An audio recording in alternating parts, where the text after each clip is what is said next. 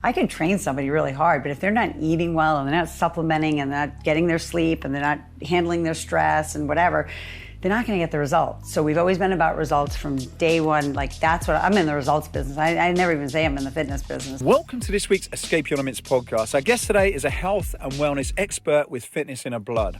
Her lineage traces back to the pioneers of bodybuilding and physical culture. The great-grandfather of Professor Attila, the father of physical culture, who trained Eugene Sandow, the strongman, in the 1880s, and her uncle, Sigmund Klein, well known for the gyms he owned in New York City and who invented the Klein Bell and the incline bench. She's not only graced the covers of fitness magazines, but also holds the title of winning the first place in the Miss Olympia Fitness contest. Despite early doubts from her father, she channeled self-drive and positivity, achieving remarkable feats, and has now dedicated her life to helping people become the best versions of themselves. So if you're looking for some inspiration and motivation, you'll really enjoy this week's episode of the Escape Your Limits podcast with Mia Finnegan. Mia Finnegan, welcome to the Escape Your Limits podcast. Well, thank you for having me. I'm honored to be on it. I thought I'd ask you a different question to open, but you started to tell me about this ring, and I thought, well, that would be a really interesting place to start because there's such an interesting story behind it. So tell me about your ring. Yeah. Well, I'm wearing it because it signifies my great-great-grandfather basically saved the Tsar of Russia's daughter, and he was given this brooch back in the 1880s, and it had 23 diamonds in it, and these are the 23 diamonds that are in this ring right now, and got passed down to my grandfather, and my grandfather had it made into a ring for my grandmother, passed down to my mom, and my mom passed away last year, so now I carry it on, and it's just very sentimental, and obviously a massive family legacy, that I'm living, not even knowing that. This is the crazy part. When I was younger, we saw his picture hanging on the wall, my great-great-grandfather, Professor Attila, but we really never thought much about it until I started getting into bodybuilding, and my husband's like, you have an amazing family history. And I'm like, yeah, it didn't even occur to me. So that's kind of why, I tell people about it now, because it's pretty amazing that I kind of I fell into it, actually. I fell into fitness and stuff in regards to that. So, yeah. So that's the ring. That's the story. Who's Professor Attila?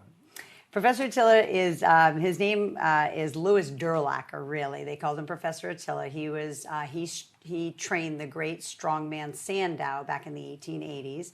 And now the Sandow Trophy is the trophy that they give the Mr. Olympia bodybuilding champion every single year.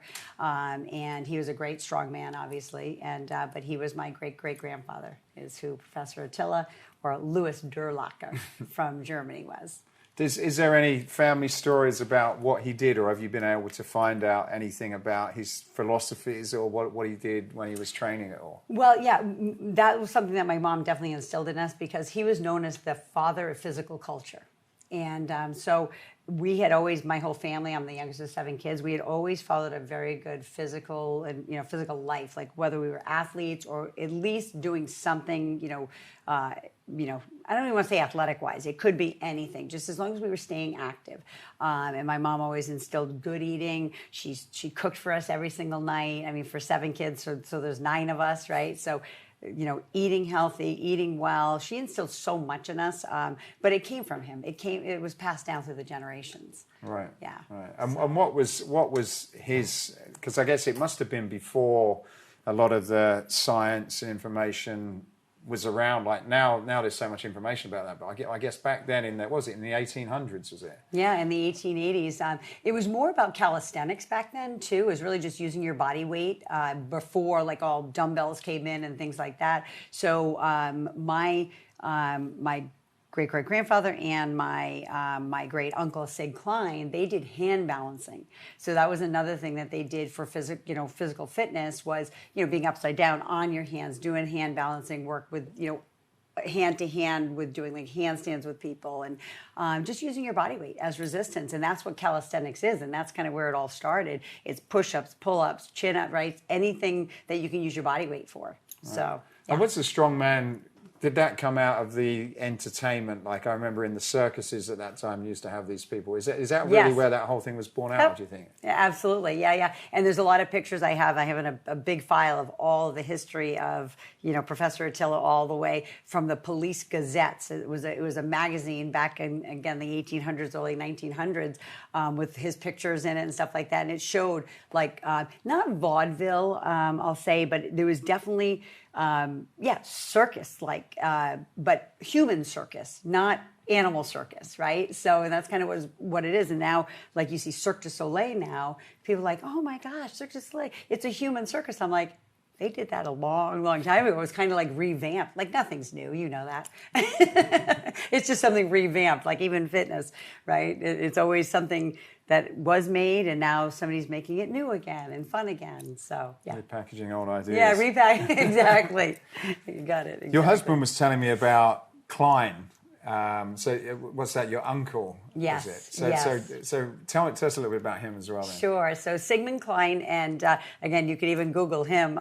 He married my great-great-grandfather's daughter, Grace, and so he married into the family and opened up the first gym in New York City. And I think it was actually called Physical Culture, is what kind of the name of the studio was. And I have his original business card and everything. But yeah, so he created Klein bells. So if you've ever seen the long barbell with the balls on the end, those were the ones that he created. And he created the first incline, Klein, incline bench for like doing, bench press or chest press and stuff like that. Yeah, so it's cool. I had somebody contact me actually probably in the last year and a half and said, hey, listen, I want to know, do you know, like, would you like to buy any of these barbells?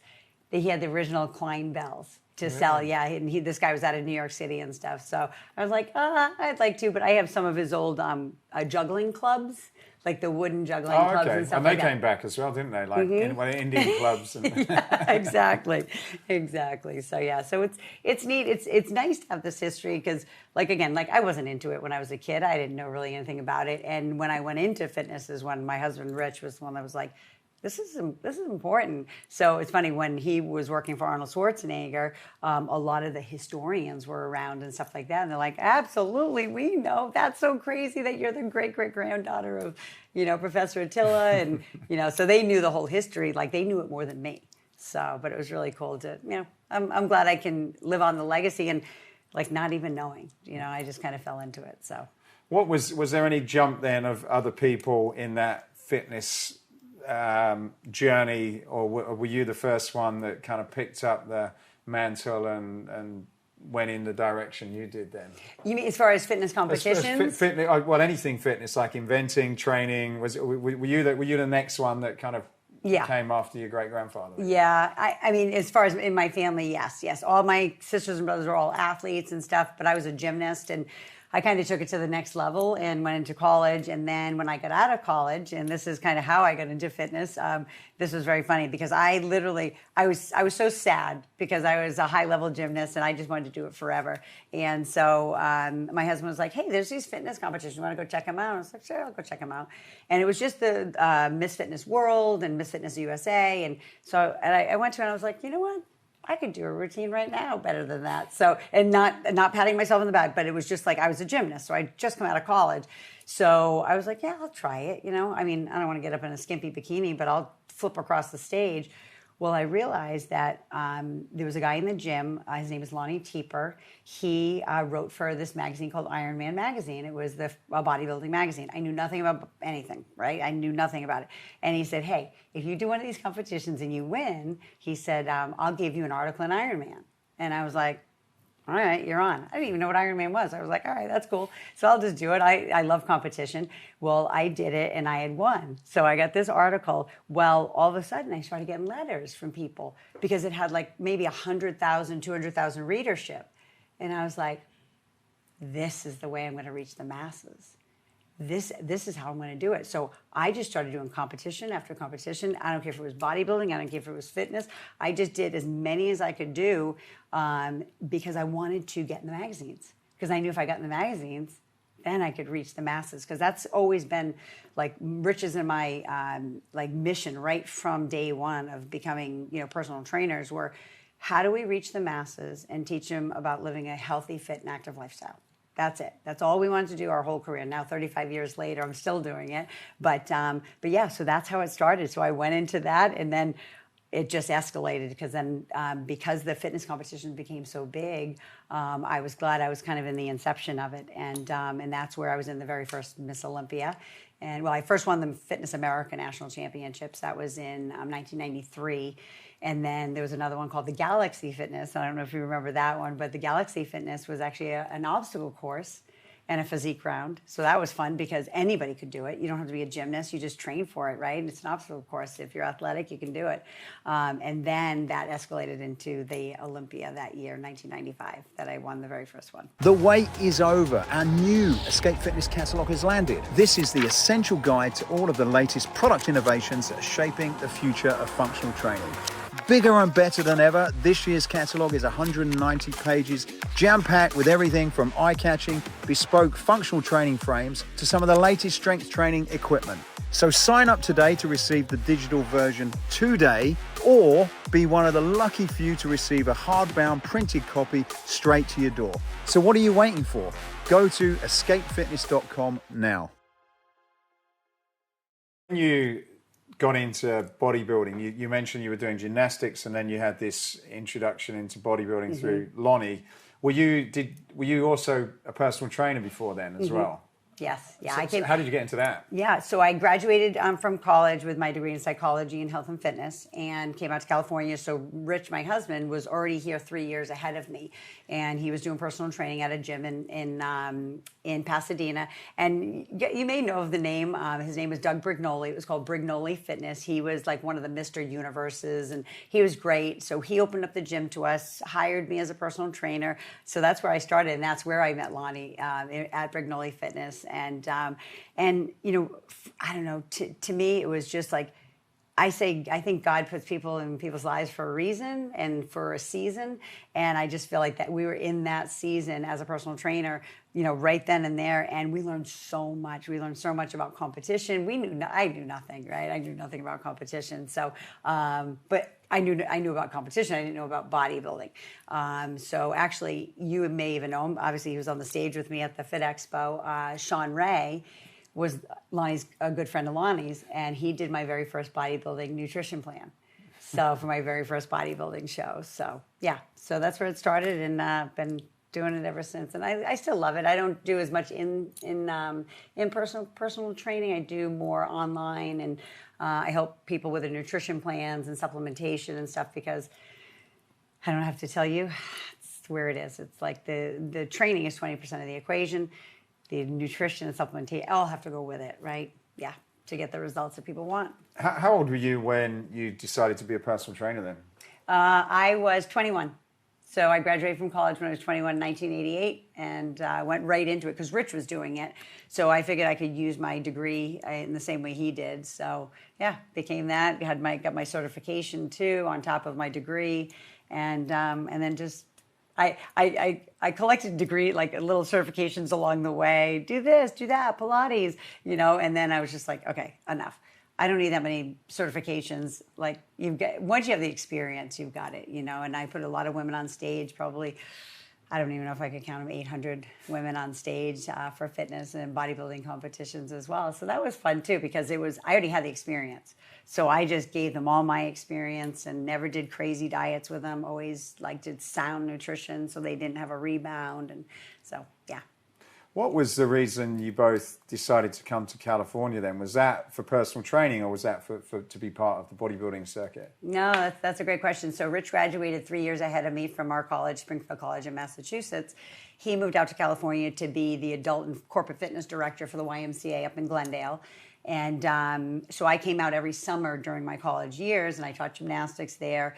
And he was already starting personal training, and it was very new because my professor in college had no idea what it was when I mentioned it to him. So he had already so it was only one-on-one then, right? It was called in private, right? Personal training. So one-on-one training. And so when I told my professor, this is what I want to do, he's like, well, you need more psychology than you need health and fitness. He said, you can learn, you know, biomechanics, kinesiology, and all that, which those were some of my classes. But he said, you need to work with people. You need people from the neck up, he said. And I was like, huh. I didn't even know. I was like, what? And he said, if you can change this, you can change this. He said, because if you can't change somebody's thinking about the way they feel about themselves, the way they think about themselves, self-image, right? Then you can't change any of this. So I was like, I love you, Dr. Fiore. You're awesome. So when I moved out to California, he was 3 years into personal training. He started a business called True Fitness, TRU, and it was Training Results Unlimited. And because that's all we've been about our whole career is results.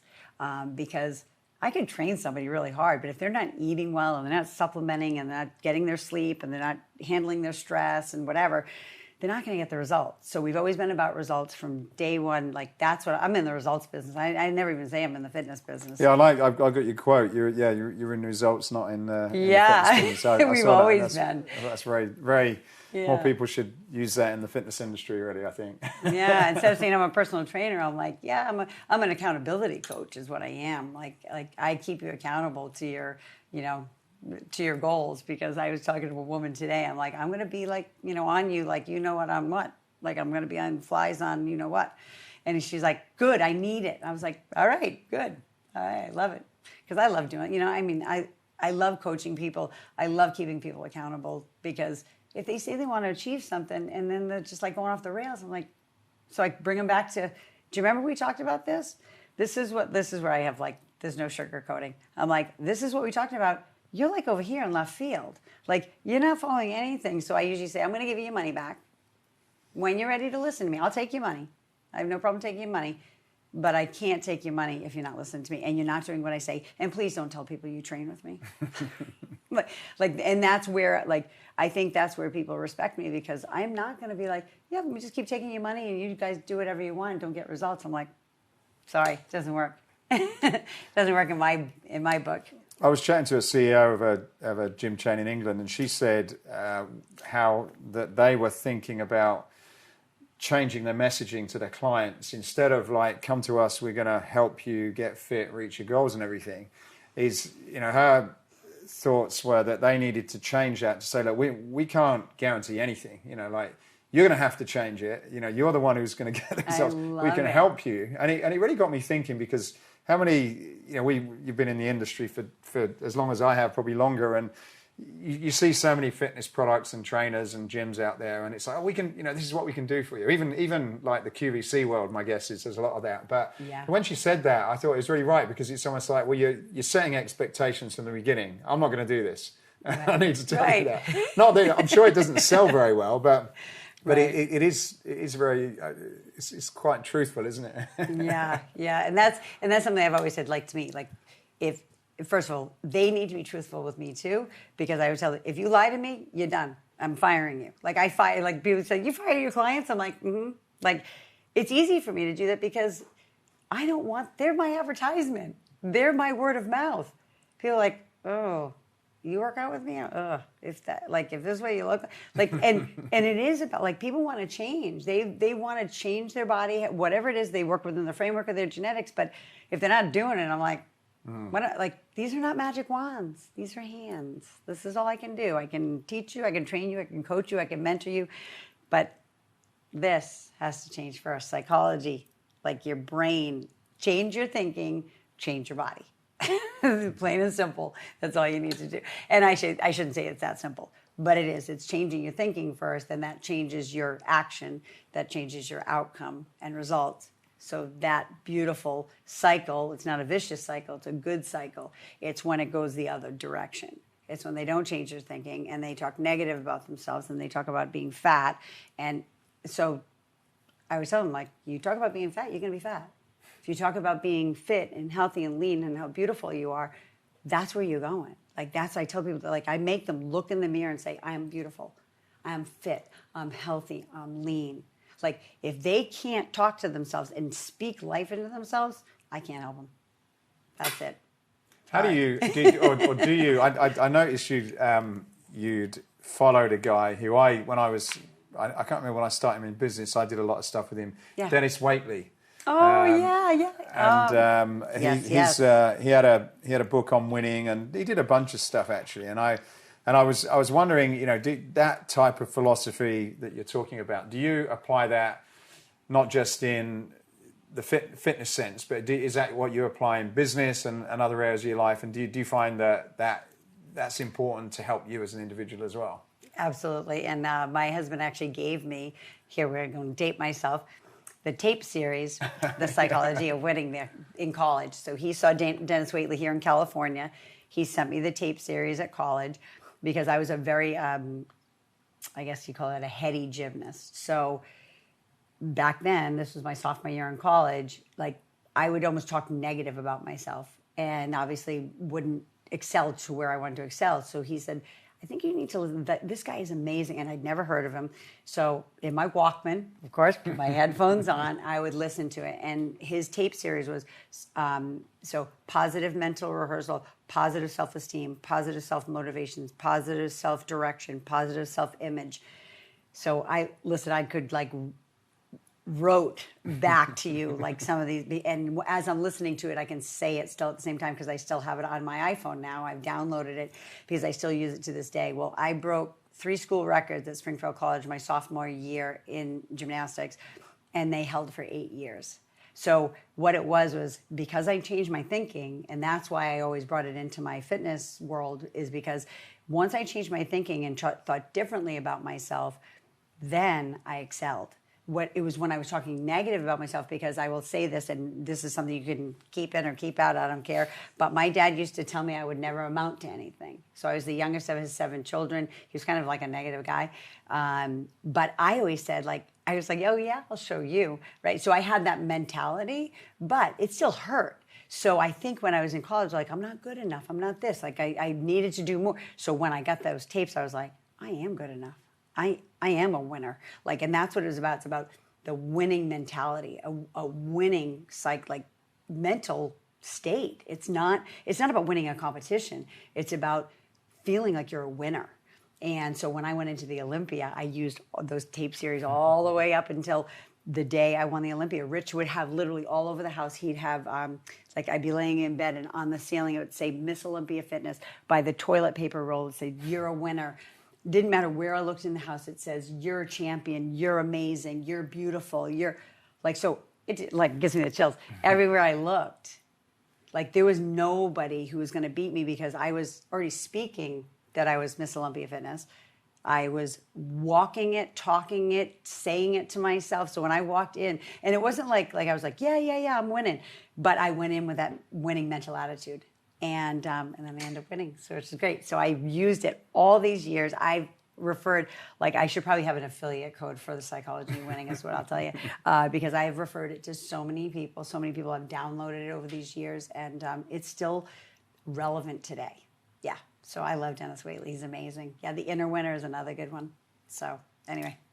Do you find it's more difficult to make that change than a physical one? Because with a physical change, if you were training me, you say, okay, Matt, I'm going to get you in shape.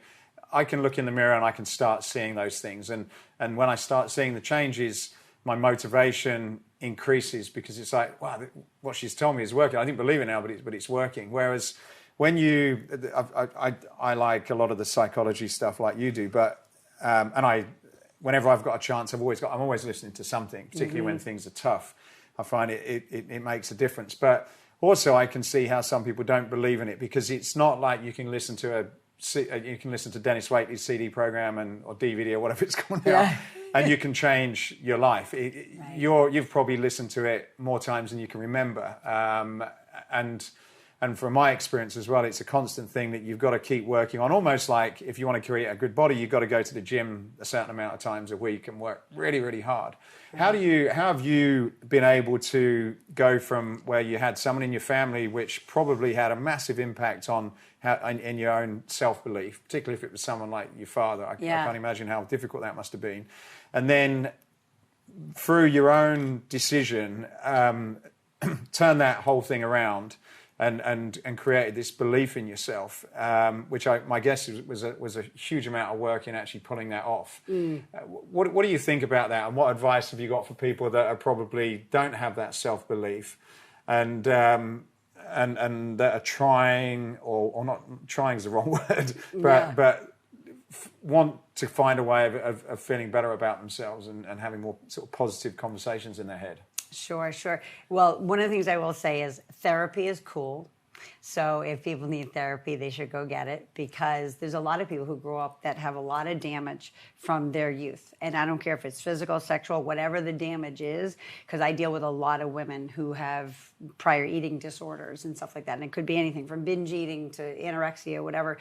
And it's usually a spiritual malady they're dealing with. So it's something that they're trying to fill, that void of something they didn't get from maybe a mom or a dad or whoever that impact person was in their life. I go like very deep with people, where I ask questions and I'm like, okay, well, why do you want to get shape? Well, I want to get in shape because I want to feel better. Okay, well, why do you want to feel better? Well, because, a year ago I was sick. Okay, well, you were sick because of what? Well, as we go deeper and deeper into these 7 levels, I find out the reason why they really want to get fit is because their dad told them they were fat. I mean, it's crazy when you find it, and then the tears come. And I would say the reason why should make you cry, because just wanting to get in shape just to get in shape, that's not gonna drive you, and it's not gonna keep driving you. So we have to go a little deeper, even in my business, even in my supplement businesses, and even in all of the businesses I have, my new patch business and stuff like that. Everything I do, I have to find out their why, because I need to know what I'm fighting for with them. So if I don't know, and there's just surface, superficial, it's not gonna change. They're not gonna change. So once I can get a little deeper and I can find out really deeply why they're wanting to change so badly, then I can help them. Then we can start doing the work, the real work, and that's neck up, right? Yeah. So, and I let them talk a lot too. That's something with my clients. Ritch used to hate it. He's like, "You guys are always talking." I'm like, "I'm not talking. I'm just listening. I just want to hear what's going on." Because they usually finish the workout and they're like, "God, I feel so much better." I'm like, "Yeah, we didn't get much done today, but I'm glad you feel better." But it was because they got it out. They got that talking out. They got the crying out, whatever it was. Yeah, I'm taking them through a workout. Maybe it wasn't the hardest workout, but it's what they needed on that day. So, I just kind of read people. I think I'm pretty intuitive in regards to reading somebody's energy when they come in. I can see it in their eyes. I can see, they look sad today, like something's up, So I got to be a little bit more gentle. I got to kind of massage it a little bit. And yeah. So, but I'm so glad my professor, Dr. Fiore, I'll never forget him, when he said, "You need psychology. You need a psychology major." And I was like, "Really? Why?" But then now I'm so glad I have it, because it helps me more than my whole health and fitness side of my degree. So, yeah. Is that a big process to turn, so when you get your clients to get them into that positive mental state, I would call it, can there be quite a lot of work in getting that turnaround and getting them to stick with it?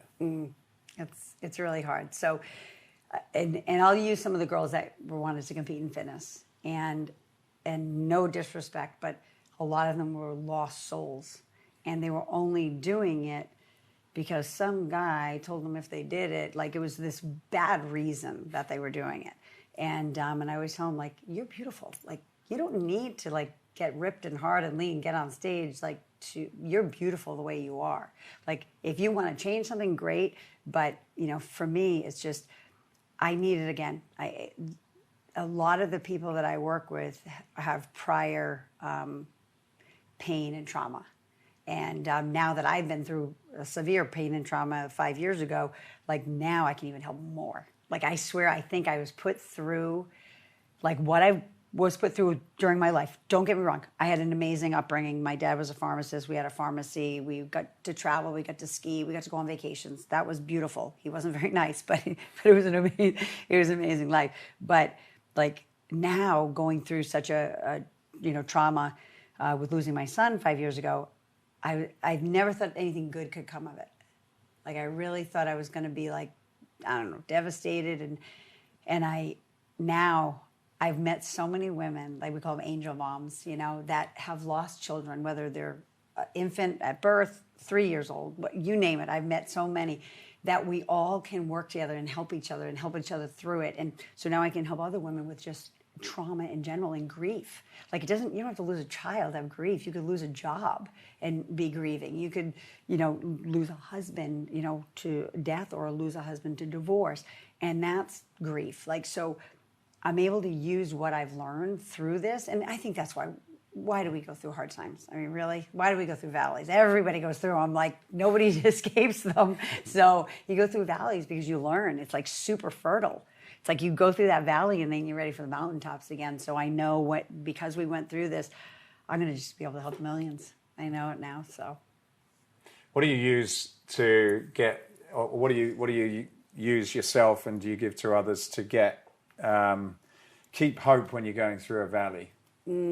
Faith. And it could be like I'm a Christian, but and Jesus is my savior, but that's not everybody. But I do believe there's one God.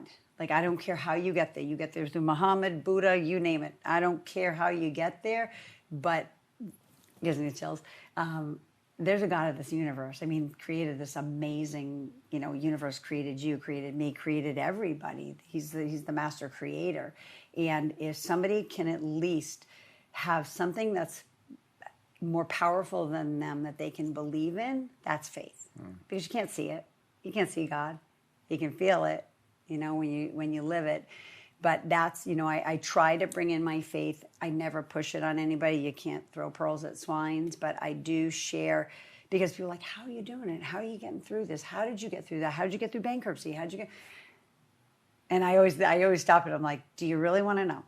Because if you want to know, I'm going to tell you. And I say it's my faith. I'm like, I stand on his rock. I mean, I'm only here for like this. I mean, my son only got 19 years. So I don't know if I'm going to get hit by a bus tomorrow, right? So be kind to people, show them love. That's the reason why our Creator sent His Son, Jesus Christ, or whoever you believe, because people think He's just a prophet. Maybe He was a prophet, but He was also, to me, He was the Messiah. But at the same time, what He taught was love. Like, love people. Love on them. Be kind to people. Show compassion.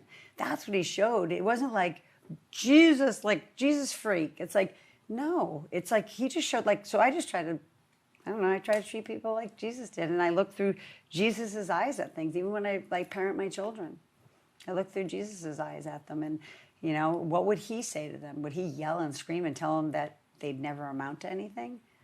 So I always say my dad was my earthly father.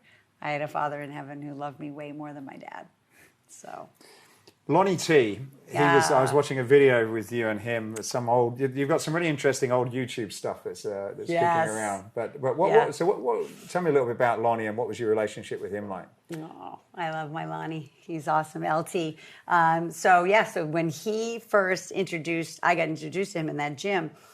My husband and he, so Ritch and he, at that time, coerced me to do that first competition. They were like behind the scenes. It was almost like a reverse psychology thing. They were trying to work on me. So anyway, got to meet him then. And then he used to come over our house so many times just for dinner. And we do what we call pose downs in the kitchen and stuff. We had really good lighting in our old kitchen up in Altadena. So he would come over, he would bring over, I don't know if you remember Paul DeMeo. They called him Quadzilla back in the day, Paul DeMeo. Paul DeMeo. So he used to come over with Paul a lot, and Paul was awesome. He was from the Northeast as well. He ended up passing away probably 20 years ago or so, but he was awesome. But yeah, so Lonnie and I just stayed super close, and he called it. He said I was going to win the Olympia along with Burt Perry. They both thought, because I had the physique and I had the routine, they were like, you're going to win. Like, they always were pumping me up. But he was kind of like a father figure too. Like, he always told me how beautiful I was and how fit I was and how, just like, you've got what it takes. He just always built me up. Like, he never said negative stuff to me. He was always cheering me on, always writing articles about me. He and Ruth Silverman, she also wrote for Iron Man. And again, I know I was there for a reason to meet LT, and we're still great friends till this day. We were actually going to get together in June, and we didn't get to do it, so I got to get up there and see him.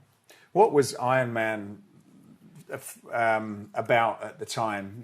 Now I suppose magazines are not quite the same as what they used to be. But what did that used to be for people around you at that period of time back then?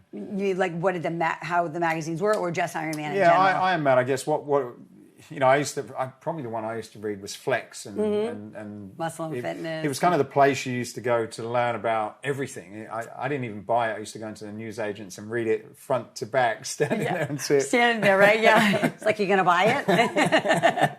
Yeah. But how important were things like that at the time, whether it was, for you, like articles, learning about people, explain that, because I guess some of the people that listen to us probably are not of that era where now it's all done on Instagram and TikTok, etc. Sure, yeah. So once I found out about that first article that I did, and that they had this readership, like that's where you went for your information. It was the top people in the industry doing photo shoots and talking about what workouts they do, what supplements they take, and that's really where you got your knowledge, because there wasn't the internet. There was no internet yet. There was no Instagram. There was no Facebook. There was no Twitter. There was none of that. So your goal was to like have one of these photographers and editors wanting to work with you.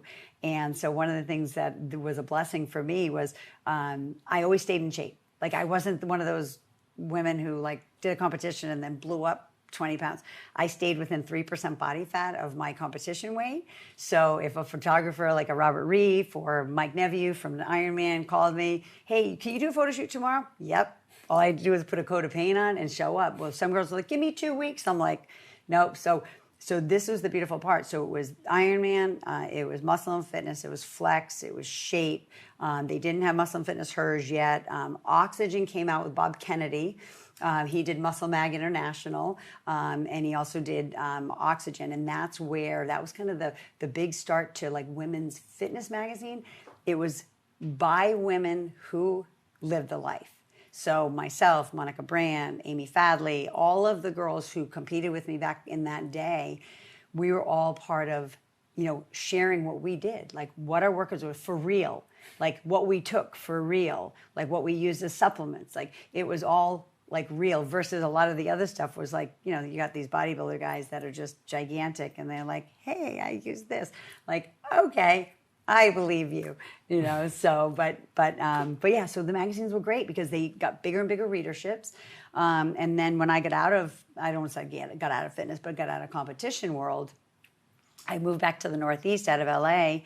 And I kind of disappeared a little bit from the industry just because I wanted to give myself a break. I wanted to have children. And then when I went back to the Olympia in 2010, after I had 3 kids, I was 43.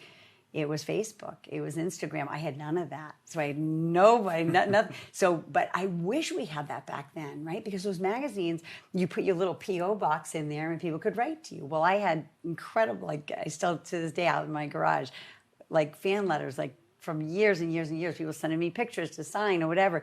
But that's how you got to people. Now you have this instant, like, I don't know, instant gratification, just instant response to what you're doing, which is so much better, because I meet people to this day. Like I met some people even at that Fit Expo that we were at. I meet them and they're like, oh my gosh, I've been following you since you were in, Ironman since 1992, or in Muscle and Fitness. I used to use your articles. I had your picture, but I would never know, because it wasn't like they were like, hey, blah, blah, whatever on Instagram, right? Or hey, on an instant message on Facebook. There's none of that. So I had to wait for a letter to come in the mail, right? And then I'd write back to them. And then I found out from Corey Everson. So Corey and I are super close. And I wrote back to somebody in jail one time, because when people are incarcerated, they get Muscle and Fitness, they get all the magazines. Well, I didn't know that I shouldn't write. They're in jail. And so I wrote back, because they were all very super sharp. So they weren't somebody who maybe, these guys were sharp, like what they wrote. So I wrote back to them. I was like, that's so nice. I'm so glad you enjoyed my article, blah, blah, blah. She's like, don't write back to them. She said, because she's like, they're going to get out someday. And you've been their only friend, and they're going to come looking for you. I'm like, oh, well, it's only a P.O. box, so they can't find me. So, yeah. But anyway, yeah. So that's why I love the magazines. I mean, I did love them. And I wish they had more of a reach now, but they don't, because everything's online now. I mean, the magazine is online. They don't need the paper. Some people still to this day, because, I'm older, I'm 56. I'll be 57 at the end of the month. But some people still like the the paper. Like when I read my books, I don't like to read a book on a tablet or anything. I like to turn pages. I think there's a bit of that stuff's coming back now, because it's almost like new for a whole generation. Like we went from, we used to print, and we got rid of that and just went digital, and then we just did a few. And the amount of requests we've got for the printed hard ones, for whatever reason, maybe just because it's something different again. But I think obviously they're never going to be like they were, because that was the only, if you wanted to get information, that was just the only place you could go. And I think it's never going to be there. But I think there's something about having a physical product in your hand, isn't there? I think so. And it just I don't know, it makes it real to me. Like and we put a lot of work into the articles too. It wasn't just, hey, go do a photo shoot and somebody else writes the article. It was, we were writing it. We were writing, how to do it and what we do and how we live our life and how we eat. And so it wasn't just doing a photo shoot, right? It was giving all of our knowledge of what because we were living the life. So it wasn't like I'm not going to tell you what magazine, but I had to work with women who were models, like coat hanger models, like super tall, thin, never worked out a day in their life. And they're in this magazine that I had to be like the choreographer for. And, to me, it was just a fictitious world, because it was these supermodels that they'd have in here. And these girls are looking at them thinking, well, if I do this, right, I'm going to look like her. Well, no, she's 6 feet tall. She weighs 100 pounds, soaking wet. So it was like, I always wanted to get rid of that, that part of the industry that, like, because these girls, the same way girls look at Instagram now, these girls they've blown out their faces look different, their lips are bigger, whatever, like makes themselves look completely different than they are. That's what the magazines were doing. They were like fictitiously making these people look really good, taking away birthmarks and whatever it was, like just the imperfections that make people so beautiful, they were taking away. So years ago, I have to share this with you because this is a great story about magazines. There was a magazine called Mirabella. And I can get you the cover and I'll show you it. So it's called Mirabella. It was around for years. It's not around anymore. There was a beautiful woman on the front, and everybody wanted her, like Dolce & Gabbana and Calvin Klein and you name it. Every high fashion model wanted her. She didn't exist. She didn't exist. It was a digital markup of, they had Christy Turlington's eyes, they had Kate Moss's hair, they had, Christy Brinkley, blah, blah, blah. So they just created this woman out of thin air, basically, just took pieces and parts of people. Well, I used to travel around the world after I had won Olympia, and I used to talk to women because there was a lot of women that had super low self-esteem. Like, they wanted to look like these women. I'm like, they don't exist. They're not real, right? So I would show that magazine, and I'd say, this woman doesn't exist, and that they created her so they can create anything they want, and so I wanted to bring that to like people's eyes, that stop wanting something that you're not. Like, take you and let's make you the best you that we can make you. Because I had a woman yesterday, even in the gym. I was in the gym training, and she kind of came up and she's like, why do you do such, I was just doing squats on the Smith machine. Why do you do it this way? And I said, just because it's a lot of load. Just, you don't want to stick out your butt because it's a lot of load on your shoulders and stuff. Because I was saying, I was telling one of my friends that I was working out with, I said, just don't stop sticking your butt back, because I just don't want that much load on her shoulders. And then her back's going to blow out at some point. And I said, yeah, so, that's the reason. And she's like, I used to be 250 pounds and I've lost like 80 pounds. I was like, oh my gosh. So I gave her a fist pump. I was like, that's awesome. I'm like, that's a daunting task. That's amazing. She goes, but I want to look like you. And I was like, oh, that makes me so sad. Because I said, no, you don't. You don't want to look like me. And my friends, they're like, you don't want to look like her, like that. So, I said to her, you don't want to look like me because you have different genetics. You're completely different body type than me. You need to make you the best you can be. And she was like, thank you so much. And I was like, what you've done is amazing. Keep doing what you're doing. I said, you look strong. She looked so strong, so fit. She doesn't want to look like me. You can't. She doesn't have my mom and dad. She didn't have my genetics. She's not going to look like me. she's going to look the best that she can look. So anyway, wanted to share that. Coming up next. In regards to the women that I'm helping, like I want them to be strong. I want them to fit. I don't want them to feel feeble. I don't want them to have these skinny arms. I don't want them to be skinny fat. You can gain muscle until the day you die. If women think if they lift heavy, they're going to get big and bulky. Well, I don't have to tell you, I've been working out since I was 16 years old. I lift heavy, and this is it. I love protein for women, and I shout it from the mountaintops. I love what I do. I do what I love. I've never had a job in my life. Don't give up. Refuse to sink. It's difficult nowadays. We were talking earlier about children, and I think there's good and bad about social media. I guess the bad thing is that the expectations are that you're constantly having to compare yourself against somebody, particularly I think even if you're in the fitness industry now, because it's like, okay, well, I should be looking like that. That's the look I need, so I need a big one of these and a small one of those. That's a whole new thing, isn't it? Oh yeah.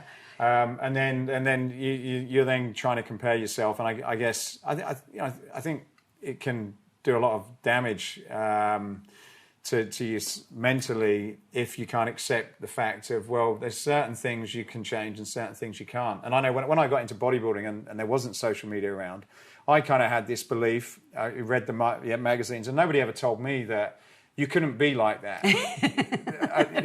You believed it. You saw like, it. All I got to do is take this protein, which and buy these sort of things that used to come in a pack, these vitamin packs, and then I'd train like mad and eat loads of stuff, and I could have it. And it was a combination of sort of competing that actually made me think there's something different about me than them. Yeah, and I don't know what it is. They get so big. I train just as hard. And I stopped at 21, but I guess people don't realise that genetics are a big part, and you can make the best of what you've got, and somehow you've got to accept that and work on that, as opposed to just being constantly disappointed that you can't look like somebody else. Yeah. How do you deal with that with your children? Yeah, no, that's great. That and they've always known, like ever since they were little, we've always talked about being healthy or unhealthy. We never talked about body types. We never talked, it's always either healthy or unhealthy, because there are some people in our family that are unhealthy. And we've always just said, like, do you want to be unhealthy like so-and-so, or do you want to be healthy? So we've never talked about being fat, nothing. It's about being healthy. It's about making the right choices food-wise. And the kids know that we balance protein, carbs, and fat with everything we eat. We don't just have an apple. We always have an apple with some nuts with it, or an apple and a cheese stick, to make sure that the blood sugars don't go through the roof. So they've been taught that since they were young. And also, one of the things, too, is my mom taught me that. When I used to come home from school, now this is when yogurt was really horrible, like sour is awful. Okay, this is in like the 70s. When you come home from school, she said, live before dead. Said what? Live before dead. Oh, okay, right.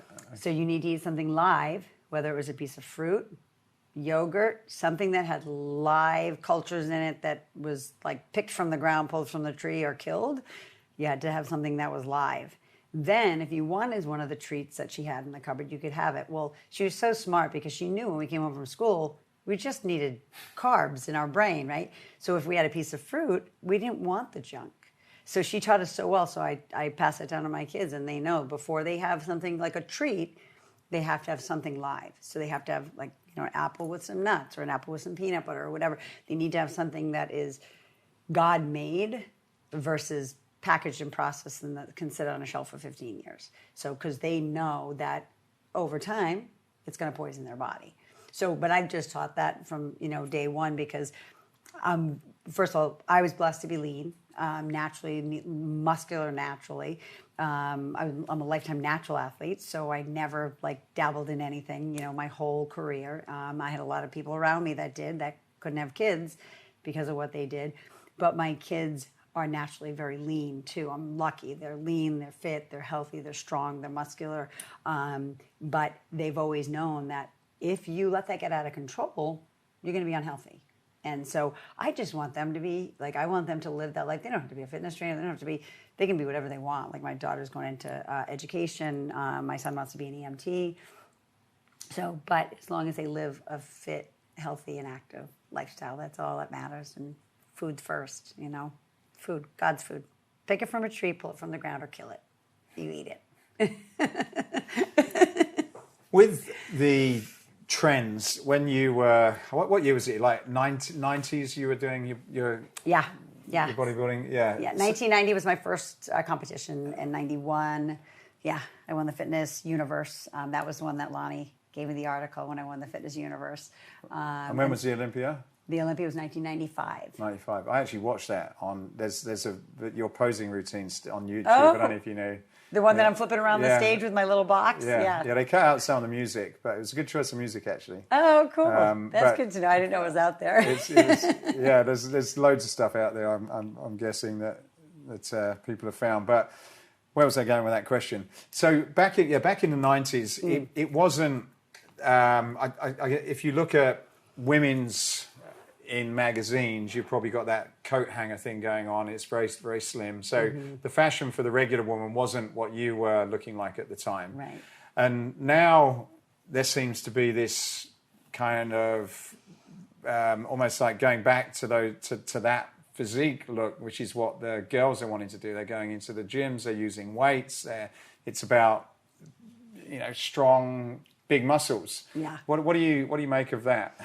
Well, I mean, there are some girls. One of the things that you said, bigger this, smaller this, it's like the whole big butt thing. I don't understand it, but I guess people want bigger butts now. I don't know, but I think it's a trend, and I think that's going to go away. But what I do like, I'm not so, like, I've never really loved the huge, you know, really big muscular look on a woman, but I do love a strong, fit, like, woman. I love helping women get strong, especially like the backside. I always say your back is like the new butt. Like, if you can keep your back looking beautiful and strong, like, that is, to me, that's a sexy woman, like, that is strong and fit and literally can carry in her own grocery bag. She doesn't need her husband to come get her grocery bag. Like, put 6 on each arm and carry them in. Like, that's really attractive, like, to me in regards to the women that I'm helping. Like, I want them to be strong. I want them to fit. I don't want them to feel feeble. I don't want them to have these skinny arms. I don't want them to be skinny fat. Like, I hate that. I will say that I'm not a hate person, but the look of skinny fat is not, like, to me, I'm like, that's not attractive. Like, to me, like, it's just, it looks weak to me. So there's a lot of women that I take from being skinny fat into, you know, having little biceps, having little shoulders, right? That they're like, I can't believe, you know, like, anybody can gain muscles until you're dead. Like, until you're 6 feet under, you can gain muscle until the day you die. So do not give up on that. Like, work your butt off. And it's hard for women, though. This is something that, and I'm going to, like, debunk the whole myth. People think if women think if they lift heavy, they're going to get big and bulky. Well, I don't have to tell you, I've been working out since I was 16 years old. I lift heavy, and this is it. I mean, I'm little. Like, I'm not, like, I'm strong. I am, like, dense strong. I can do pull-ups. I can do all that. But you're not going to get big. Like, you can't. We don't have unless you have that genetic code that you've got a lot of extra testosterone as a female. And there are those women who can get, like, totally jacked. But the average woman can never get big and bulky. So they look at the magazines, they're like, yeah, but if I train like her, I'm going to look like her. I'm like, no. They take super supplements. You're not going to take, you're going to take regular supplements, okay? You're going to take a little branched chain amino acid here, a little whey protein here, you know, a little bit of this, a little bit of that, a little bit of vitamins, omegas, whatever, probiotics. But yeah, so I'm not, like, I don't know if that was the question really about, you know, these women who get big, but that to me is like, there's a lot of stuff going on there. And to me, I think a lot of the women who do, you know, want to get that big, great. If that's their, like, whatever floats your boat. I guess if you like that, if you like to get bigger and stronger or whatever, that's great. But I just feel like they're filling a void somewhere, like, because a lot of them, even if you talk to them, they don't think they look amazing. Like, they don't think that they're as big as they want to be. They don't think their stomach looks as good as, like, and they're ripped to the bone. So it's that body dysmorphia stuff that I see. So then I know, I'm like, oh, I'd love to go 7 levels deep with that one, right? To find out why she's doing what she's doing. Is it, you know, trying to fill a void? So I hope that answers your question. I'm not sure if it did. How is it staying in shape over 50? How is it? How does it change, and what are some of the differences from when you were younger then? Yeah. So it's a lot harder. Really? Yeah, it is. Well, one thing that I'm blessed because I've been working out my whole life. So when people say, I'd like to have muscles like you, so not so much like look like me, but I say, well, first of all, I have like generational muscle in regards to I was in a gym by the time I was 4 years old. I was a gymnast, starting at 6, competing when I was 8. So I've always thrown my body weight around, right? So I have like a lot of years of throwing my body weight around. Anyway, with that said, I forgot the question now. Say again. So go back to the question. The differences. Change in the 50s. Yeah. Okay, so I'll go back again. So I have a lot of generational muscle. So it's not going to be as hard for me to stay fit in my 50s as it is, say, for somebody who's maybe just starting out now. But one thing I will say is I'm going to tell every woman right now, get your ducks in a row before menopause, because it's a real deal. It's like I was ready for it, but I wasn't, because I had trained women who, when I was in my 20s, I was training women that are in menopause. I'm like, just get over it, you're fine, right? Because me not knowing, I'm a young girl, a young woman. So then when I was like 45, now I'm, like I said, 56. So when I was 45, I was like, something's going different. I don't feel the same. I'm a little more nasty. I'm not as even tempered. So I went to the doctor and she's like, oh, yep, you're starting perimenopausal stuff. I was like, oh, that's what this is. I'm like, I'm really not nice to my family. And so I said, okay, I got to get my ducks in a row here, because I know what's coming next, because what my clients were dealing with was fat around the belly, fat around their lats, tricep, fat came on in their chin, like very bizarre things happen to a woman. You guys don't get to handle that. You don't have anything, So I did get my ducks in a row. When I turned 50, went into menopause, and went through, because I told you I'm a lifetime natural athlete. I didn't want to do anything. I didn't want to put anything in my body. I was like, I can get through this. I'll be fine. Well, at 54, I was not myself. I didn't feel good. I was like, okay, I'm going to go. So I went to Dr. Lee, Lester Lee, and he's been in the industry for a long time. He's a regenerative medicine doctor, but he has a protege. Her name is Kristen. So I went to them. They did my blood profile. They're like, oh, no wonder why you feel so lousy. You have no testosterone, you have no progesterone, and you have no estrogen. And I'm like, oh. So it is. It's all my youthful hormones are gone. So I went on bioidentical hormones. What is that? Bioidentical just means they see what you're missing in your blood work, and then they compound it to match your profile. So progesterone, estrogen, and testosterone. And so 54, now I'm 56. I've been doing that for 2 years. It took them about a year to get everything in check, where I feel great. So yeah, so now. So I do recommend that for women. Some people are like, no.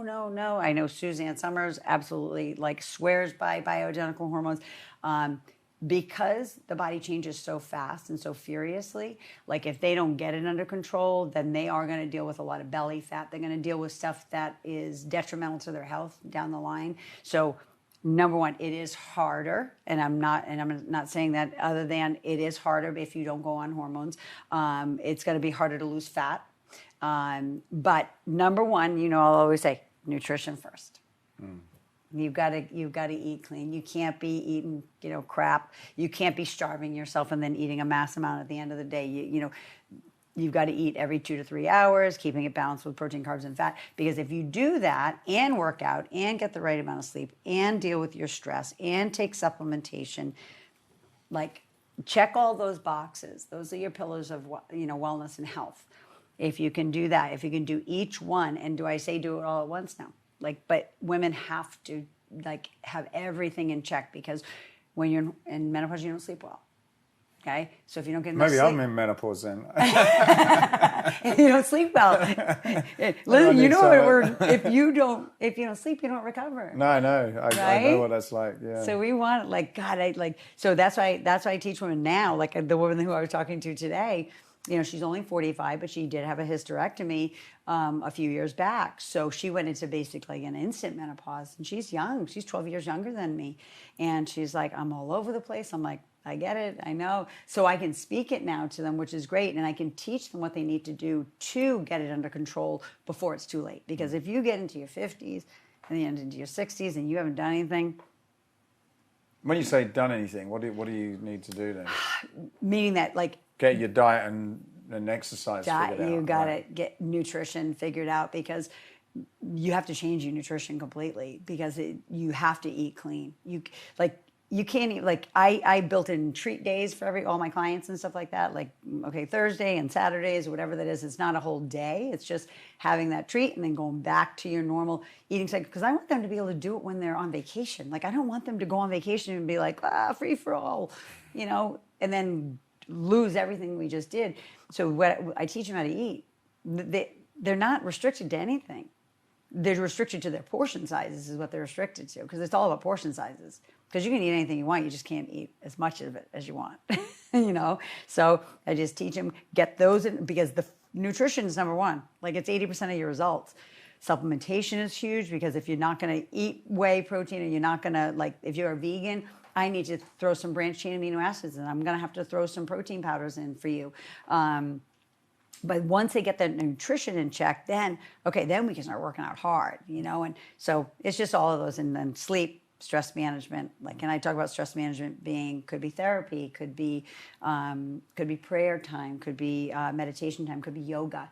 Something that's going to help them lessen those stress levels, so the cortisol levels aren't so high, so they can let go of fat. Do you find having those, is there any risks and dangers with taking some of that? Because I guess, are they kind of like, that it's hormone replacement? Is there any dangers to your organs for doing that? Or is it just pretty safe now? Yeah, I mean, it's pretty safe. And again, it is compounded. So it's not like, some of the stuff is synthetic hormones and stuff. And there's a lot of peptides that people are using now. I'm not using peptides, but in regards to the peptides people are injecting, those are synthetic. So, could that, like, I think there's studies on it. Could it affect you? I think anything can affect anybody, right? So some people are super sensitive to things. Even, like, again, I'll use this woman that I had a consultation with today. She's allergic to dairy. She's allergic to certain nuts. She's a vegan. She, what else is she allergic to? I don't know if it's gluten or something. Like, there's so many things that she's restricted to. So she knows her body. Everybody's body is so different. So what will work for one person absolutely does not work for another. Like, I used to train, her name is Tamara Judge, for the Real Housewives of Orange County. She wanted to do a competition, so it was great. We had a great time, training and stuff like that. And, I used to make her eat potatoes, because she needs starchy carbs before we worked out. And she's like, I can't eat potatoes. They make me puffy. I'm like, all right. So literally the day she comes in the next day, I'm like, did you go out drinking? Like, what's going on? She's like, I told you, potatoes make me. So I had never seen that in my entire career. I was like, oh my gosh. So her body just holds water so much that, okay, no potatoes for you, no more potatoes. So, but I have to, you got to work with everybody's genetics. It's so, so different, whether it's an allergy, a sensitivity, or just, I'm not going to eat that. I can't eat fish. I'm a vegan. I'm a lacto-ovo. I'm a vegetarian. I'm a whatever, right? So, but everybody's different. I don't know. I'm not a pharmacist. I'm not a doctor. So there's risks, I think, with everything. But to feel the way I feel, like, I think I would take the risk because I feel so good now. Like, it's just replacing what I used to have when I was younger. That's all. Yeah. So. What are your thoughts on protein? Do you recommend that? And do you recommend it in a particular amount, particularly for women? Yeah. And is there any type of protein that you recommend as well? Yeah. Not meaning brand, but sure. Plant, whatever. Yeah. So it really, again, depends on the person. If they do have some sensitivities to whey, I can't give them a whey. So I'll always give them some sort of vegan protein, whether it's like a pea, pea, rice, flax combination protein or whatever. But I love protein for women, and I shout it from the mountaintops. And I say, do not be afraid of, like, I don't care if the thing is called muscle gain. Like, put that protein in your body, whether it's from, chicken, fish, beef, turkey, pork, eggs, you name it. Get protein in that body. And the way we do it is we take their lean body mass, right? So we do their body fat minus the fat from that, because I'm not feeding your fat. So this is how much you have, and we'll just use easy numbers. If they have 100 pounds of lean tissue and they have 20% body fat, they have 80 pounds of lean. So they have 100 pounds minus the 20 pounds of fat, 80 pounds of lean. Well, if they did nothing, they need 80 grams of protein in a day. Well, then, how far and fast does that body move, right? Like an engine in a car. Like, how far and fast do you drive? Like, what's the intensity of your workouts? How many times a week are you doing it? And so we base their nutrition plan around their activity level. So this is how much protein you need. Okay, the multiplier times one times this, one times whatever. So maybe somebody needs, if they were my size, like I eat like about 170 grams of protein a day. I probably only weigh 120 something pounds, but I got a lot of muscle. I want to keep my muscle. So I eat a lot of protein, and then my carbs and my fat come off of that. So that's how I do everybody's, and I've been doing that for 35 years. Like, I don't change, my nutrition plan doesn't change because, now there's whatever, Atkins, and now there's an intermittent fasting, and now there's whatever. It's all recycled. Everything is recycled over and over and over again. It went from Atkins to paleo to, I don't even know all the different names. It was like Cambridge diet when I was a kid. I mean, there's nothing new about, balancing your blood sugars. If somebody can balance the blood sugars, protein, carbs, and fat with every single meal all throughout the day, 5-6 meals a day, small portion size meals, they're going to get the results they want. But if they don't eat protein and they're all high carb and, especially vegans, it's a tough one with vegans. Just because, I bet, yeah, you've got to get a lot in you, haven't you, really? Yeah. So I use a lot of supplementation when it comes to that. Branched chain amino acids that give them no calories, but yet help them sustain the lean, help them gain lean, and help lose fat. So I load them up with branched chain aminos. Yeah. What do you think of intermittent fasting to help people to reduce the amount of calories that they're taking? Because you mentioned a few times about having regular 2-hour meals. Obviously, that isn't what you would do with intermittent or any kind of fasting, really. So I will just be honest, I'm not a huge fan of intermittent fasting, and I tell everybody who comes to me who's doing it, but I say if it works for you, then do it. There's these periods of time that you eat, periods of time that you don't eat. To me, when the blood sugar is low, like they talk about going into ketosis, well, how many people are really actually going into ketosis? I mean, it's a pretty miserable place to be at, and you stink. Like, somebody wouldn't want to be around you, but I understand the health benefits, and I do believe in a fasting, like maybe over a 72-hour fasting, but that's just like a cleansing. It's almost like a spiritual cleansing, not to live on that the rest of their life. Because if your blood sugars are low, your body stores fat.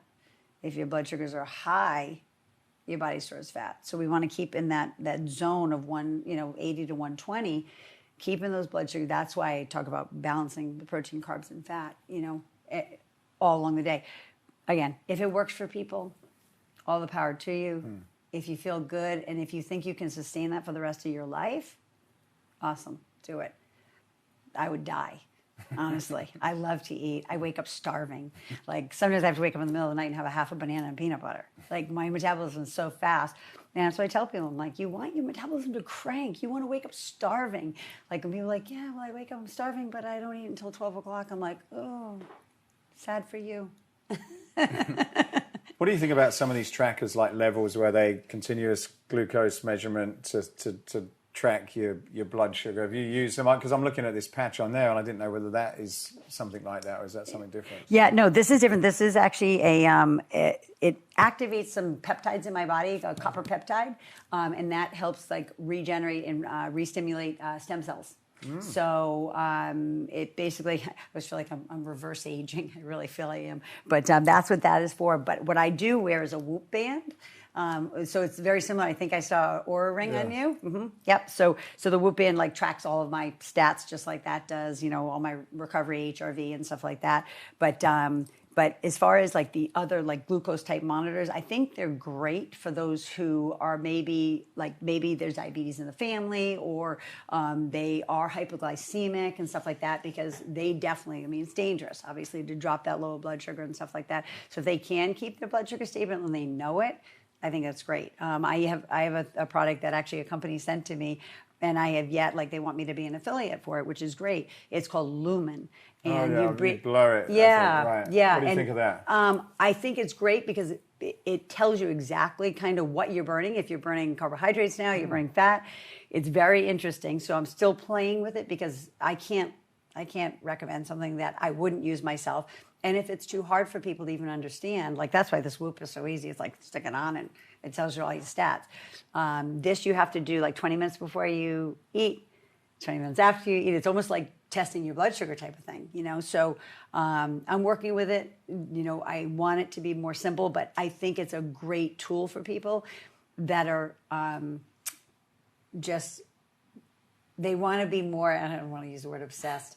Some people are obsessed like with tracking things like that. Like it's easy to get obsessed with it as well, isn't it? Like there's this, like once when I got my wife one of these, like now we're both connected with it, and it's like it's controlling our whole weekends and everything now. It's like, I was going to mess up our score, we can't do that. Right. We're going to take it off. We're going to go to bed at the right time so we get a good sleep score. Yeah, exactly. Well, I took it off yesterday. I got a massage yesterday and I took it off. And then, you know, I put it back on after. He goes, so tell me what it is. This is a massage therapist. And I said, well, it tracks everything. It tracks my sleep, my recovery, my strain levels, even my stress levels now. This is a stress. Really? Yeah, it's great. It has a stress level thing now, so I can see, when, now stress can be from exercise too, right? So it can show me when I'm exercising stress, but it can also, you know, if I'm, you know, maybe upset, say with my kids, like because they did something they shouldn't have done or whatever. How does it pick up that in heart rate, is it? I have no idea. I still, it just shows you the little tracker and I'm like, wow. And then so I can track and I'm like, oh my God, that's when I was on the phone with family, or this is when I was, right? So, you know, it does. It's so crazy. But but I like it. I think the Levels one I had, actually, I could see stress. So Levels was a continuous glucose monitor. You put it on here. And I did it a few times. I did it kind of every couple of months for about 6 months. And it's pretty interesting to see what happened to it. Some people sort of said, well, that's meant to happen. You don't want to get too obsessed with your score, which I was doing. And then I totally changed my diet.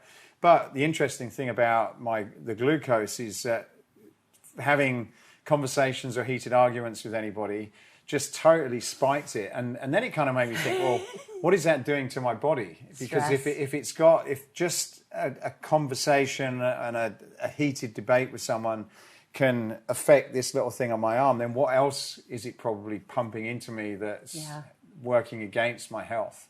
That was kind of the big thing about it. Less about the blood sugar, was more about like, oh shit, you know, stress is not good. Right, because the cortisol levels. So that you can see, it's like if heated discussion, or even like, it's so crazy because hormones can do it too. Like if you have a hormone fluctuation, even if it's just like an excited, like oh, I see my wife, beautiful, that can raise cortisol levels, right? Because it's a hormonal response. So it's so crazy what happens in our body. Like people don't understand hormones. Everything, you know, from your pancreas to your thyroid to your pituitary to like hormones are being released all the time. So when it's cortisol and it's a stress hormone, that's the worst, because obviously we know insulin is a fat storing hormone, cortisol, fat, like immediately. So all these women who I talk about stress, I'm like, what do you do for stress? They're like, nothing.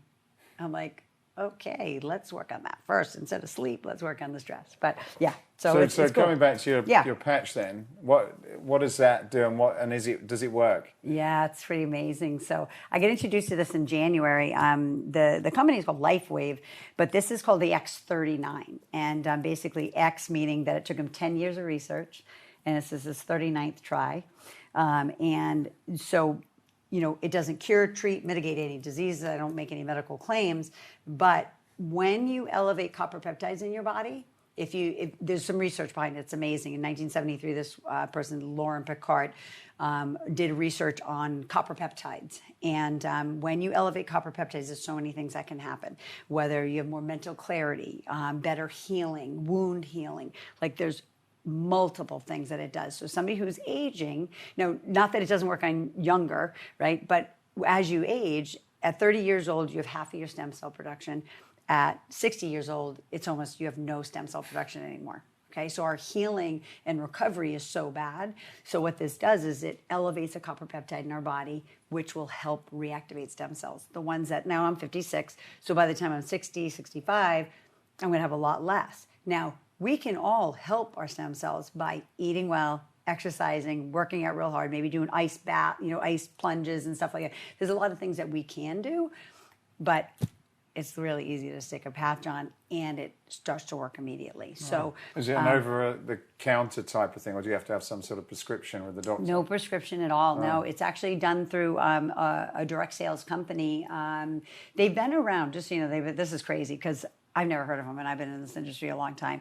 So they've been around since 2004. The guy who created David Schmidt, and you can leave this in or take it out, I don't even care, but I think it's really fascinating to me. So he created these patches for the Navy SEALs. The government had contracted him because they knew he was doing this work, and they were energy patches that he was creating for them, because what he wanted to do was the U.S. government wanted people to be able to have energy without a stimulant or an amphetamine. So what they did is he figured out how to work these patches so it goes into fat storage for energy versus their carbohydrate storage, because they were out on like 24, 48, and 72-hour missions, and they needed to keep their energy up. Well, how did they do that? Without a stimulant and without like caffeine, no amphetamines. So he figured out a way to harness the body's energy by getting into fat storage and using that for energy. So that was after he got out of the government contract, he did the energy patch, he did a sleep patch, he did a pain patch. And then once he got those, he was like, okay. Then he got into glutathione. Elevating glutathione levels, elevating carnosine levels. And then he did what he calls his happy patch, a stress patch. And then once he realized that what he could do, he was like, I'm going to the next level. So, but it's been 10 years, $4.5 million of research to create the X39, which is again, no medical claims, but it does help elevate copper peptides, which obviously will in turn help you reactivate stem cells. How long have you been wearing that then? So this is 6 months now. So I got introduced to it in January, started wearing it March 4th. And just so you know, the reason why I have it on my shoulder is not because I'm doing this with you, is I've been wearing it there ever since.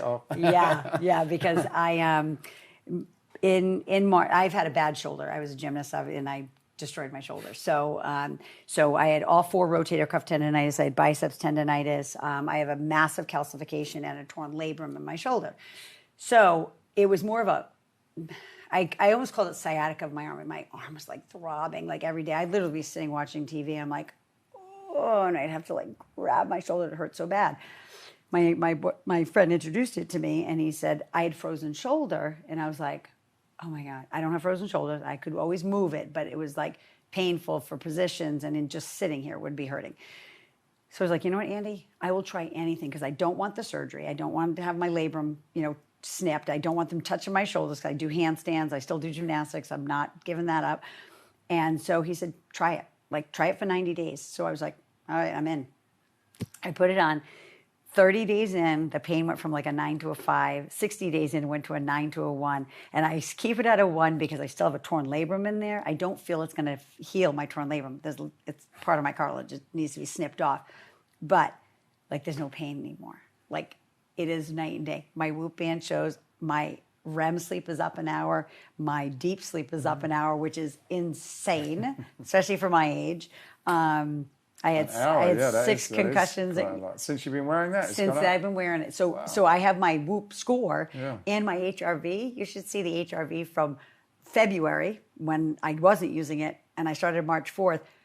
I had so much red, it was bad on my graph, and then the next one is all greens and yellows. Really? It was so. There's so many things. Is it expensive then to get? No? Nope, $99 for a 30-day supply. So it's a lot cheaper. I'm going to have to get hooked up on that. I'm going to give it a go. Can you have it if you've not got a shot just for general improving your HRV and recovery and that? Yeah. Wow. You can use it for anything. Sounds interesting. So I even had a woman who yesterday left me a message and she said she was so skeptical because she's an RN, she's a nurse, so she's been an emergency care nurse for years. She's retired now and stuff. And I knew she was super skeptical because I could see it on her face when I was telling her about it. She was like rolling her eyes, like that little patch is going to do.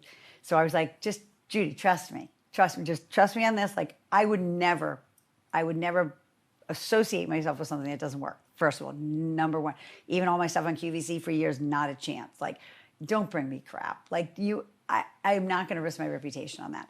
So anyway, she has a really bad hip and she's had a lot of pain for a long time. Well, her friend said, oh, something about my thumb. And she said, do you think it'd be good for her thumb? Then she leaves me a message. She's like, you're not going to believe this.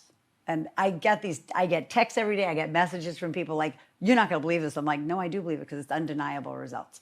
So she's like, this pain has been in my hip for years. She goes, I stuck that patch because I told her, just put it on where it hurts. You don't need to. You can put it on like where they did in the studies were like back of the neck and below the belly button. But she's like, it's gone. She goes, is it completely gone? No. But this is Mia. She said, this is like an hour. I was like, Judy, I told you. So I hear this every day. Like it's all different results. So like I said, March 4th until now, I've been wearing it. I will never stop wearing it. Like it is a nominal investment in my health where I know I'm like reverse aging. Honestly, the studies that were done said you can reverse age your heart by 8 years. Like, are you kidding me? Reverse age heart. I have so many people with heart disease.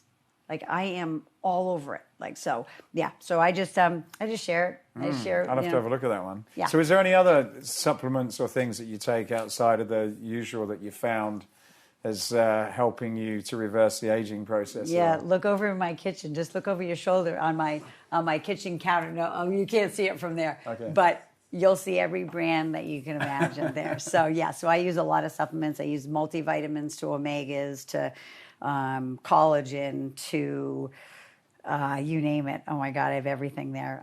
Alpha GPC for brain health. Which ones do you find that really? Because I try not to take too many, but I Athletic Greens is one I take. That's a great one. My wife does it as well, and that's one of those things where if I don't take it, I notice, and particularly if I'm traveling and busy and everything because there's some supplements and some of them can cost a lot of money and you read all the information, the research, and it looks great, but I'm like, I can't feel anything. And they're saying, yeah, well, it's very slight and you don't always notice the effects, but I like something where I can sort of notice what's noticeable happening. Results. Yeah. And have you found outside of that then, is there anything that you're like, look, when I don't take that, my life's totally different? Yeah, for sure. So I've been using the company that I use for 13 years is called AdvoCare, and they're all tested. So they're tested up to 220 banned substances because I told you I don't put anything in my body that's not good for my body. So, and that's, my dad was always that way too because we had a pharmacy for 35 years. He put us on cod liver oil when I was like 6 years old. It was awful.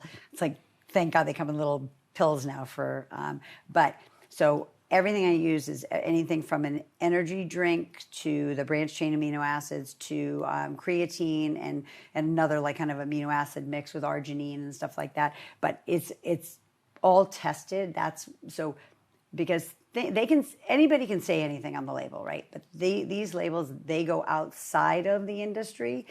It's not them saying that it's safe.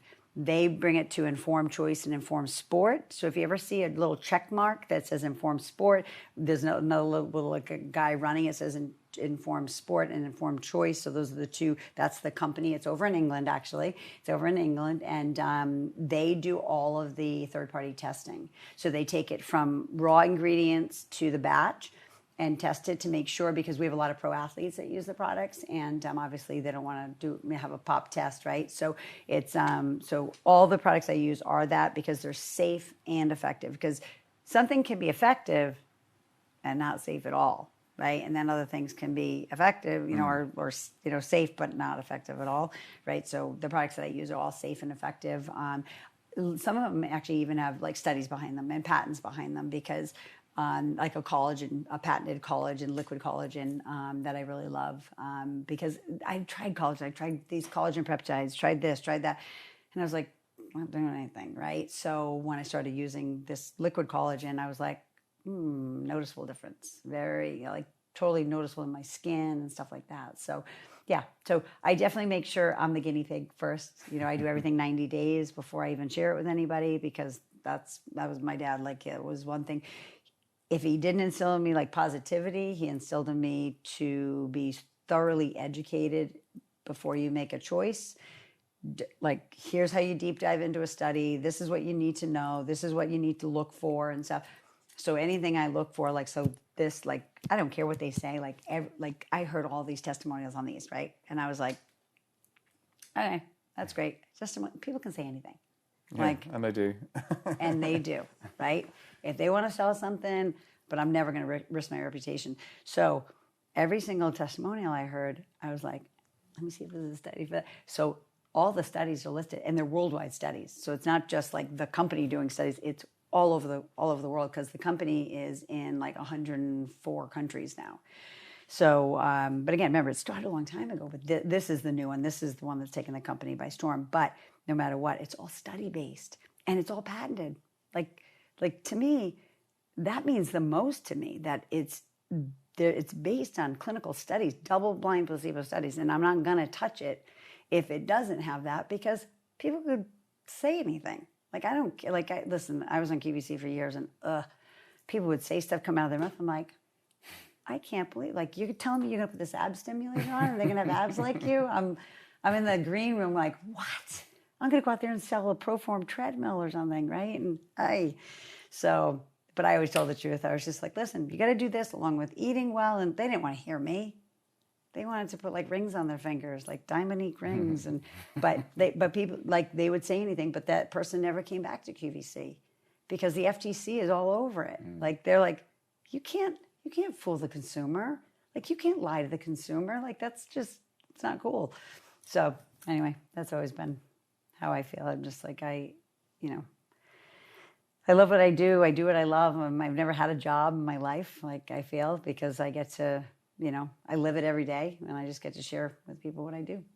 Well, my final question then, Mia, is escape your limits is about escaping what you've believed is impossible and gone on to make possible. What would be a recent memorable example of where you've had to escape your own personal limits? Oh, boy, probably the loss of my son. Yeah, 5 years ago. Nightmare for any parent. Yeah, he was murdered at a Halloween party gone wrong. And nobody knew the person.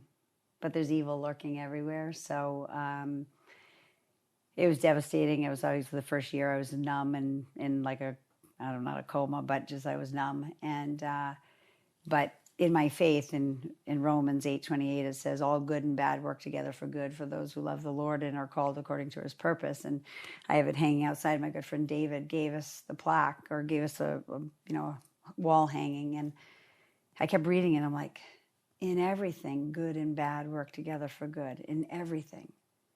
So including losing your son? Really? Good is going to come? Like, how can this be good? So about a year in, I was like, you know what? My son gave me a dream visitation, and he said, why did you stop living? I'm the one who died. And I was like, you know what? I'm going to live for him. I'm going to share this with everyone. I'm going to share, like, I'm going to love on people. I'm going to keep serving and serving and serving and have gratitude because I'm still here. He didn't get another day. He got 19 years. So I know I could be devastated. Do I have sad days? Absolutely. I say I have good days and sad days. I never have a bad day. I get up. I get up another day. How can it be bad? I'm breathing in and out, right? I'm blessed. I'm grateful for my life. He didn't get another second to be on this earth, to be able to share his gifts and his talents. So that's what I do. Like, I wake up every morning, I'm like, I live life for you, man. That's it. And for my other two beautiful children, my Eli and Maggie. Like, I'm going to live my life for them because, like, I just don't know if I'm going to be, how do we know? Like, how do I know I'm going to be here tomorrow? I don't know. So I'm just going to keep doing what I'm doing.